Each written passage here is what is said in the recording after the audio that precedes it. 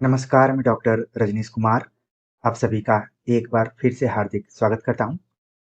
प्रिय विद्यार्थियों, जैसा कि आप जान रहे हैं कि यूपी टीजीटी 2022 को लेकर एक रिजल्ट आया हुआ है। इसी पर हम बातचीत करेंगे। ऑलरेडी आपने अलग-अलग ग्रुप में इस चीज़ को देख लिया होगा। जब हमने भी रिजल्ट्स को देखा, तो सबसे पहले विज्ञापित पदों को हमने चेक किया कि जितने पद थे, उतने ही रिजल्ट आए हैं या फिर उससे ज़्यादा आए। तो हमने देखा कि पद से ज़्यादा रिजल्ट्स दिख रहे थे। लेकिन फिर हमने विज्ञप्ति को देखा, तो मुझे लगा कि अपने विद्यार्थियों को बताना चाहिए कि आखिरकार यूपी टीजीटी 2022 का जो पहले चरण में रिजल्ट आया हुआ है, वो किस प्रकार का रिजल्ट है।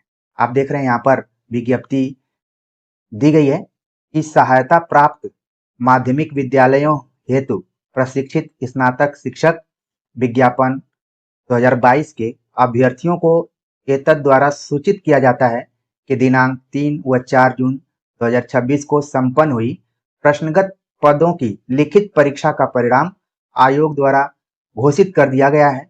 पदों की अर्हता अभिलेख परीक्षण हेतु 1.5 गुना सफल शॉर्ट लिस्टेड अभ्यर्थियों के विषयवार श्रेणीवार अनुक्रमांक आयोग की आधिकारिक वेबसाइट पर प्रदर्शित है। यानी कि अभी जो रिजल्ट आया हुआ है, अब वो पद जितने भी विज्ञापित पद हैं, उनके अनुसार 1.5 गुना रिजल्ट आया हुआ है। इसलिए यहाँ पर शॉर्ट लिस्टेड बतलाया गया है। यानी कि अभी जितने भी डॉक्यूमेंट हैं, उनका वेरिफिकेशन होगा 1.5 गुना सफल विद्यार्थियों का। यानी कि इसमें से 0.5 गुना विद्यार्थी अभी रिजेक्ट होंगे। उनको मौका तो मिलेगा वेरिफिकेशन में, लेकिन फाइनल उनका चयन होगा कि नहीं होगा, अब वो आयोग समय के अनुसार बतलाएगा। तो यहाँ पर विषयवार कब कब किस विषय का वेरिफिकेशन है। अगर हिंदी की हम बात करें तो 14 जुलाई को वेरिफिकेशन होगा और तमाम बातें यहाँ पर कही गई हैं कि आप फॉर्म भरते समय जो भी चीज़ें उसमें भरे थे वो कितनी सही थी, उन सब का वेरिफिकेशन होगा पूरा। ठीक है।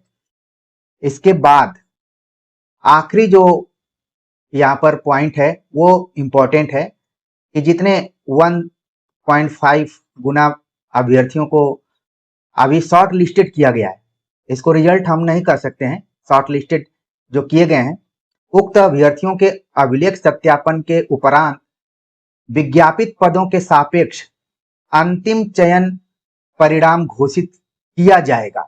यानी कि अभी जो परिणाम आया हुआ है वो 1.5 गुना के हिसाब से आया है। यानी कि शॉर्ट लिस्टेड किया गया है कि इतने विद्यार्थी हमारे रेंज में आ रहे थे पदों के हिसाब से। अब इनके डॉक्यूमेंट का वेरिफिकेशन होगा।